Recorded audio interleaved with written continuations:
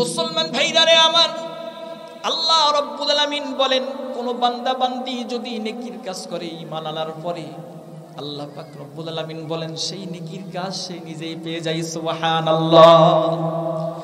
দুনিয়াতে কোন মানুষ যদি বড় বিল্ডিং বানায়, পাইলিং করে 10 তলা 20 তলা যদি বিল্ডিং বানায়, বানানোর পরে বিশাল বিল্ডিং চুনকাম সবগুলো ঠিক হওয়ার পরে লোকটা দুনিয়া থেকে চলে গেল, তো বিল্ডিং কি তার মালিকানা আর থাকে?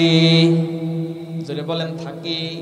মৃত্যুবরণ করার সঙ্গে সঙ্গে যেমন তার মালিকানা শেষ হয়, কিন্তু নেকির কাজ যদি কোনো বান্দা বান্দি করতে পারে আল্লাহ পাক রব্বুল আলামিন তাকে এত শ্রেষ্ঠত্ব এত ফজিলত দান করেন, ফালিনাফসিহি, আল্লাহ পাক রব্বুল আলামিন সেটা তাকে দান করেন। কবরে যায়, হাসরে যায়, মিজান ফুলসিরাতে তার সঙ্গেই সাথী হয়ে থাকে। জোরে বলেন সুবহানাল্লাহ। খুশনুমায়াত নালা এ সব হায়ে তু, জৌকে হাজারম সে ইয়া রব হায়ে তু, জৌকে হাজারম সে ইয়া রব হায়ে তু।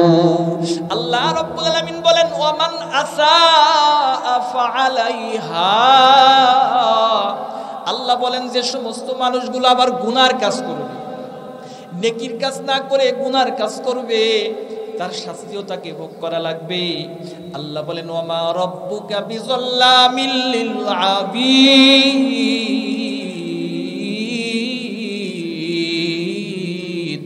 আল্লাহ পাক রব্বুল আলামিন বলেন বান্দার প্রতি যারা পরিমাণ জুলুম আমি করব না। জোরে বলেন সুবহানাল্লাহ।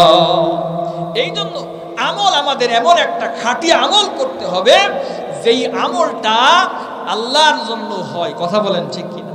বাপ, আমল করা বড় কঠিন কাজ, তারপর আমল করতে হবে কেন? নবীজি আমাদেরকে বলছেন, মুসলিম শরীফের 2956 নম্বর হাদিস, আল্লাহর নবী বলেন আদ-দুনিয়া সিজনুল মুমিনি ওয়া জান্নাতুল কাফির।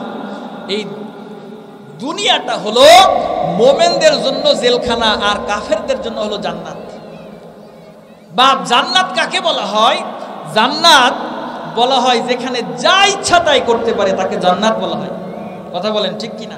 আল্লাহ সে কথা কোরআন শরীফের মধ্যে বলছেন, মা তাস্তাহি আনফুসুকুম ওয়ালাকুম ফিহা মা তাদউন, যা মনে চাবে সব পাবা, এর নাম হলো জান্নাত। আর মুমিনদের ব্যাপারে বলছে জেলখানা। তো জেলখানা কাকে বলা হয় আব্বার একটু বুঝি। জেলখানা বলা হয় যেখানে মানুষকে ধরে নিয়ে গেলে থাকতে চায় না।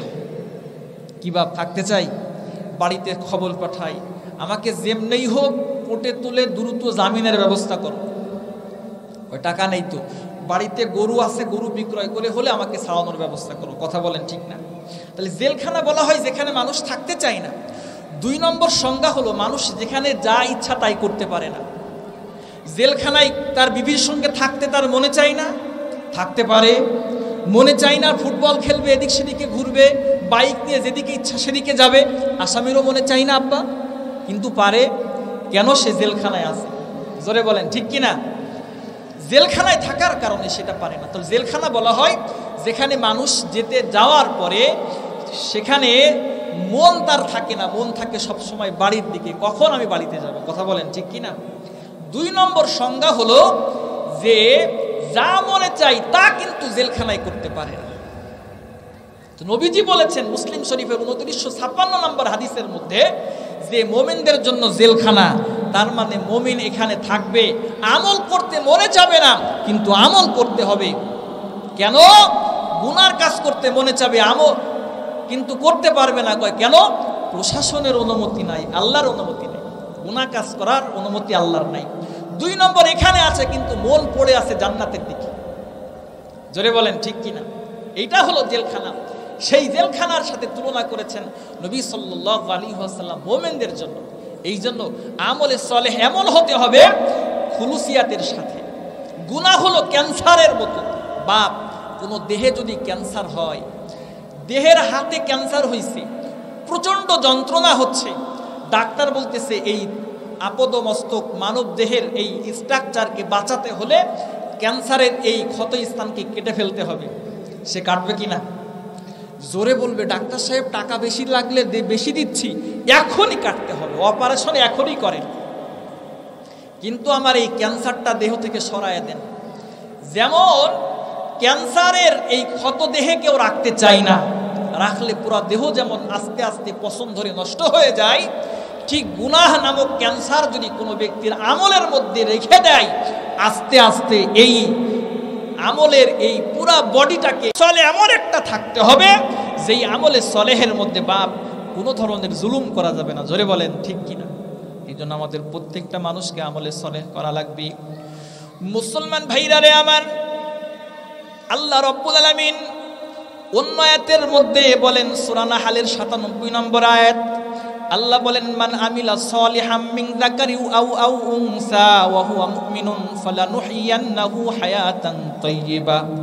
আল্লাহ পাক রব্বুল আলামিন বলেন, পুরুষ এবং মহিলাদের থেকে যে সমস্ত মানুষগুলো ঈমান অবস্থায় আমলে সলেহ করবে, আল্লাহ পাক রব্বুল আলামিন বলেন তাদেরকে আমি উত্তম হায়াত দান করব। জোরে বলেন সুবহানাল্লাহ। মুসলমান ভাইরা রে আমার, এই জন্য আমাদের প্রত্যেকটা মানুষকে আমলে সলেহ করা লাগবে। আমলে সলেহ যদি কোনো ব্যক্তি করতে পারে, আল্লাহ পাক রব্বুল আলামিন তার চেহারার মধ্যে পর্যন্ত নূর দান করে দিবেন। যারা দেখবেন নামাজ পড়ে, ৫ ওয়াক্ত নামাজ পড়ে, উযু করে, উযুর পানি দিয়ে যখন মুখটা ধৌত করে, চেহারা যখন ধৌত করে মোছে, আল্লাহ পাক রব্বুল আলামিন এই উযুর পানির মাধ্যমে চেহারার মধ্যে একটা নূর চমকায় দেয়। সুবহানাল্লাহ। মুসলমান ভাইরা রে আমার, খুতুবাতে হাকিমুল উম্মত কিতাবের মধ্যে লেখেন, তদানীন্তন সময়ে ভারতবর্ষের মধ্যে একজন বুজুর্গ লোক ছিল, নাম ছিল কাশ্মীরি রহমতুল্লাহি আলাই, আনোয়ার শাহ কাশ্মীরি রহমতুল্লাহি আলাই, যাকে বলা হইতো মাকতাবাতুন আজিমাতুন হাইওয়ানুন নাতিকা। চলন্ত ফিরন্ত একটা লাইব্রেরি ছিল।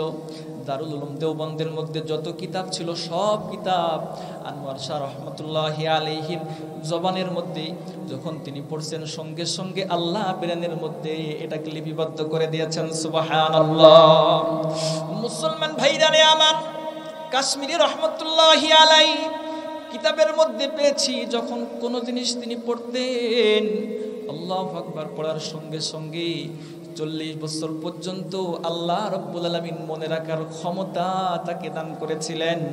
এই আনোয়ার শাহ কাশ্মীরি রহমতুল্লাহি আলাই কত বড় আলেম ছিলেন, কিন্তু কত বড় আবেদ আবার ছিলেন।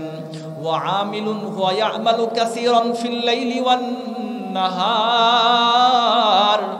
আনোয়ার শাহ কাশ্মীরি রহমতুল্লাহি আলাই তিনি রাতে দিনে বেশি বেশি পরিমাণে ইবাদত বন্দেগী করতেন, আমলে সলেহ করতেন, আর রাতের অন্ধকারে তাহাজ্জুদের সময় ডাকতেন, আল্লাহকে ডেকে ডেকে বলতেন, মোহাব্বত আপনা মুঝকো আই খুদা দে, মুঝে भी जामे उल्फत एक पिला दी, मुझे खोया मेरे अक्लो खिरत ने, खुदाया अपना दीवाना बना दी, खुदाया अपना दीवाना बना दी, खुशनुमायत नालाए सब हाय तू, জৌকে হাজার রমজে ইয়া রব হায় তু।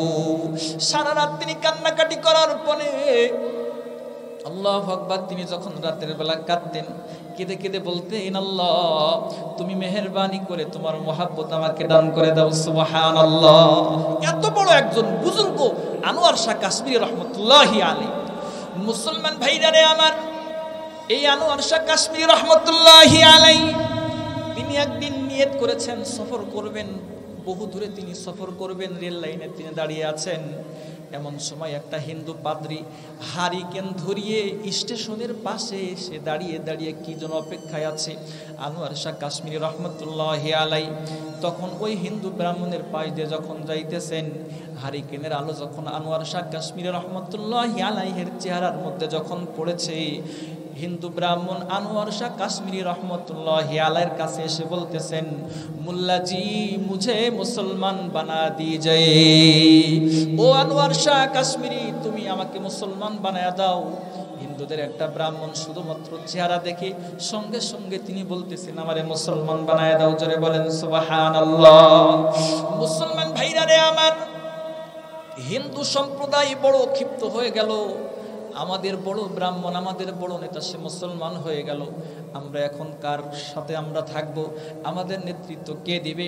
আনোয়ার শাহ কাশ্মীর রহমতুল্লাহি আলাইহির বিরুদ্ধে মামলা দায়ের করা লাগবে।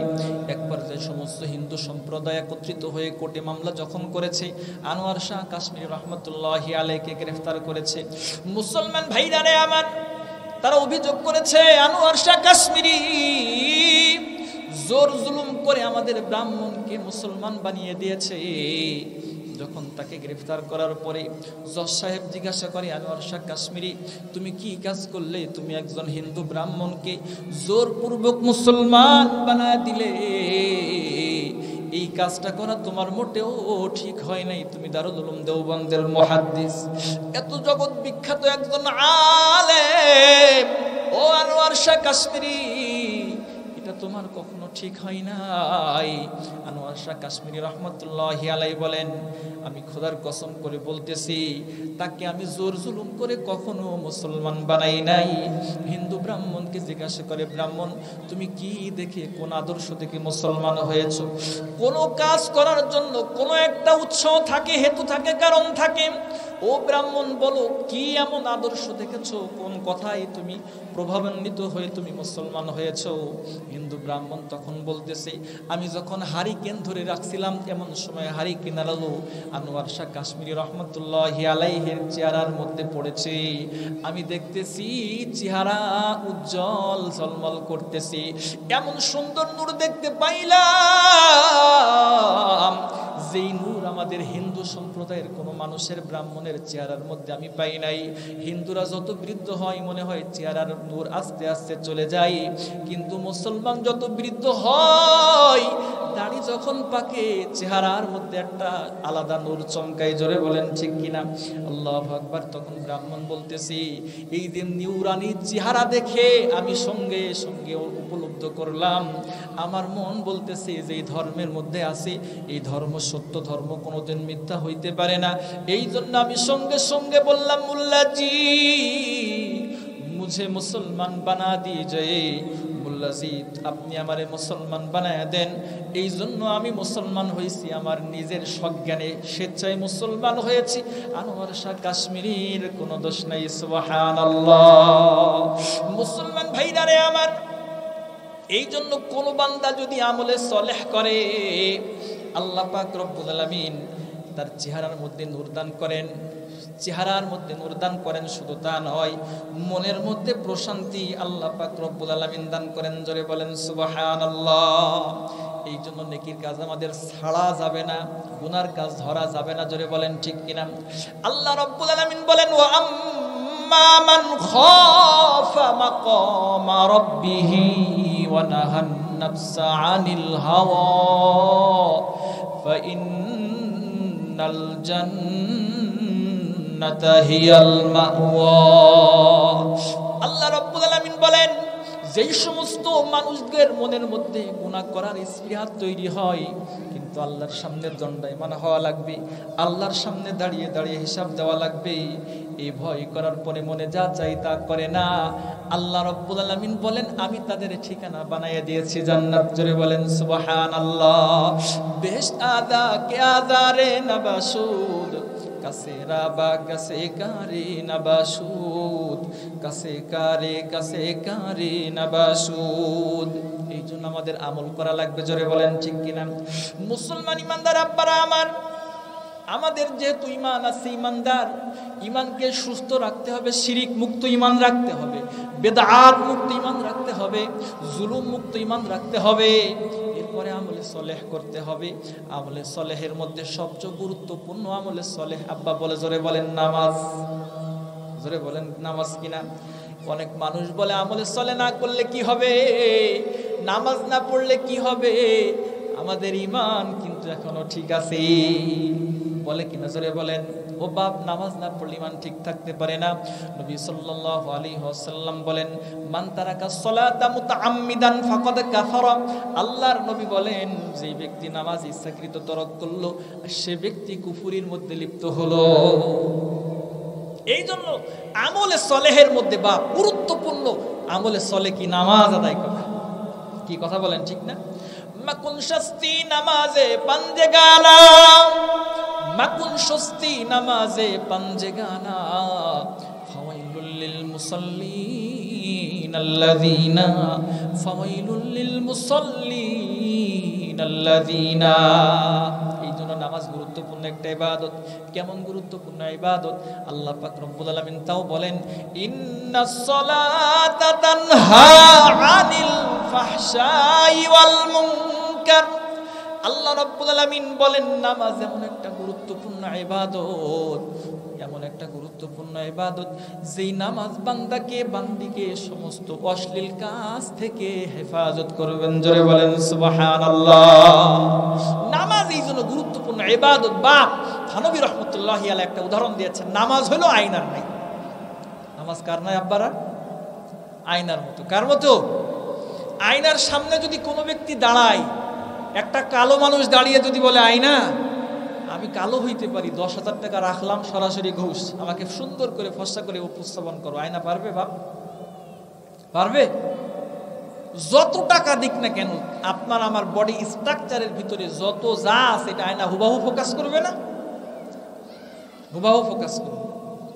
থানবী রাহমাতুল্লাহি আলাইহি এখানে একটা গল্প লিখছে, সুন্দর একটা গল্প। এক এলাকায় আয়নার প্রচলন এখনো ঘটে নাই। আয়না কেমন জিনিস মানুষ এখনো পর্যন্ত দেখে নাই। কিছু মানুষ আয়না বাজারজাত করবেন, চিন্তা করলেন যে আমরা যদি আয়না এত দামে বিক্রয় করি মানুষ কিনবে না, কি করতে হবে? আগে ফ্রি সেল দিতে হবে, মানুষকে দেখিয়ে দেখে অভ্যস্ত করতে হবে। বিভিন্ন জায়গায় দেখেন না, কোম্পানির প্রচারের জন্য এনা পাওয়ার ডিটারজেন্ট পাউডার 100 টাকায় 3 প্যাকেট। এই কোম্পানির প্রচার 12 বছর করতেইছে। তো আয়নার প্রচার যখন তিনি করা শুরু করবেন, ছোট্ট ছোট্ট মোড়ে মোড়ে আয়না কেটে কেটে রেখে আসছে। যারা জীবনে আয়না দেখে নাই, আজকে হঠাৎ করে আয়না দেখার পরে চিনতে পারবে এটা আয়না। আপনারা কেউ তো পরশ পাথর দেখেন নাই, দেখছেন কোন আব্বা?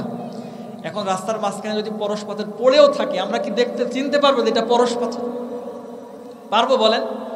তো আয়না পড়ে আছে, লোকটা যেখানে ওখানে যাওয়ার পরে দেখতেছে কি যেন পড়ে আছে, তুলেই দেখতেছে ভিতরে একটা লোক। এখানে লোক কি করে? কিন্তু কে এই লোকটা? কে? আমার কথা আপনারা বোঝেন না? সে নিজে এর ভিতরে। তো লোকটা চিন্তা করতেছে, রাস্তার মাঝখানে একটা লোক এখানে বসে পড়ে আছে, যাই বাড়িতে নিয়ে বালিশের নিচে রাখছে, রেখে বলতেছে, ভাই তুমি এখানে বিশ্রাম করো, আমি মাঠের কাজ সেরে রাতের বেলা তোমার সাথে কথা বলবো। মাঠের সব কাজকর্ম শেষ করে রাতের বেলা যখন কথা বলতে গেছে, যাওয়ার পরে স্ত্রী পাশ থেকে শুনতেছে তার স্বামী কার সাথে কথা বলে। আয়নার সামনে নিয়ে বলতেছে, ভাই তুমি এখনো ঘুমাও নাই? এত রাত গভীর হয়েছে, আমি সারাদিন কাজ করার পরে আসছি ঘুমাতে, তোমার সাথে কথা বলতেছি, তুমি এখনো ঘুমাও নাই? মাথা নড়াচ্ছে, সেও নড়ায়। ভাই তুমি আমার সঙ্গে মাথা নড়িয়ে কথা বলতেছো? স্ত্রী পাশ থেকে ফলো করতেছে, স্বামী কার সাথে যেন এত রাতে কথা বলে। খেয়াল করে দেখতেছে স্ত্রীরা আর যতই সহ্য করুক না কেন সব সহ্য করবে, কিন্তু স্বামীর ভাগ আর একজনকে দেবে এটা সহ্য করবে না। কি কথা বলেন, ঠিক না? তো হাত থেকে আয়নাটা কেড়ে নিয়েই দেখতেছে ভিতরে একটা মহিলা। সর্বনাশ করেছে, আমার ঘরে সতীন নিয়ে আসছে আমার স্বামী। হাউমাউ করে কান্না শুরু করছে। পাশের ঘরে শাশুড়ি আম্মা, বৌমা কাঁদো কেন? আম্মা দেখেন ছেলে কি করছে। কি করছে? সতীন নিয়ে আনছে বিয়ে করে ঘরে। তাই নাকি? এত বড় স্পর্ধা আমার ছেলের? দৌড়ায় আসছে, এসে বলতেছেন, কই দেখি বৌমা আমার কেমন হয়েছে। এটা আয়না হাতে নিয়েই দেখতেছে চুল পাকা একটা বৃদ্ধা মহিলা। কান্নার গতি মায়ের আরো বাড়ছে। বাপ বিয়ে করলি এরকম চুল পাকা বৃদ্ধা মহিলাকে বিয়ে করলি কেন? এইরকম মহিলাকে তুই বিয়ে করলি কেন? ওই যুবক বলতেছে, না মা, ওর ভিতরে একটা আমার মতো এক বন্ধু পুরুষ মানুষ। বৌমা বলছে, না মা, ওর ভিতরে আমার মতো একটা যুবতী মানুষ। শাশুড়ি আম্মা বলছে, না, এই বৌমা অত্যন্ত বৃদ্ধা, বুড়ো, চুল পাকা। যেই ব্যক্তি আইন আবিষ্কার করবে সে তথ্য পাইছে, পাওয়ার পরে দৌড়ে আসছে, এসে বলতেছেন, বাপ এর ভিতরে কেউ নাই, এটা এমন একটা ধাতু, এর সামনে দাঁড়ালে আপনার বডি স্ট্রাকচারের ভিতরে যা আছে এটা হুবাহু ফোকাস করবে। থানবী রহমতুল্লাহি আলাইহি বলতেছেন, ইমান মাপা, ইমানের কন্ডিশন কেমন আছে, আমার চেহারার কন্ডিশন কেমন আছে মাপতে হলে, দেখতে হলে আয়নার সামনে যেতে হবে। আমার ইমানের কন্ডিশন কেমন আছে এটা দেখতে হলে নামাজের আয়নার সামনে যেতে হবে। দেখেন সেখানে গেলে যদি ভালো লাগে বুঝবেন ইমানের কন্ডিশন ভালো আছে। আর যদি শুক্রবারে সবার পেছনে যে সালাম ইমাম সাহেব কোন রকম ফিরানোর সাথে সাথে এক দৌড়ে বাড়িতে, এমন মুসল্লি শুক্রবারের দিন দিন দিন বাড়তেছেন আব্বারা। সুন্নত তো ধারের কাছেও নাই।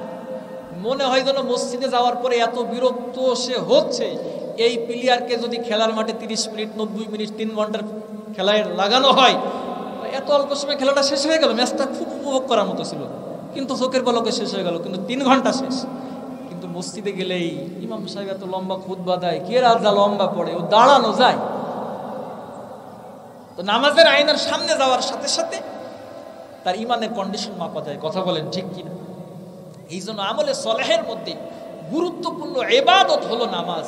আবার কিছু মানুষ বলে, হুজুর নামাজ না পড়লে কি হবে, আমাদের ইমান ঠিক আছে। এক লোক বিয়ে করছে, করার পরে 1 বছর পর বউ মাক তালাক দিয়ে দিয়েছে। এবার কিছুদিন পরে খুব সুন্দর করে সাজুগুজু করতেছে, দাদি বলতেছে, কি তুমি এত সাজুগুজু করো কেন? কয় দাদি আমি শ্বশুর বাড়ি যাবো। তুমি না বউ তালাক দিছো? কয় দাদি আমি বউ তালাক দিচ্ছি, তাতে কি হয়েছে, শ্বশুর বাড়ি তো এখনো তালাক দিনি, এই জন্য শ্বশুর বাড়ি যাচ্ছি। বলেন ওই শ্বশুর বাড়ি তালাক হওয়ার পরে যদি যাই, খাবার জুটবে নাকি বাড়ি জুটবে? কিসের বাড়ি? ঝাঁটার বাড়ি। কথা বলেন ঠিক না?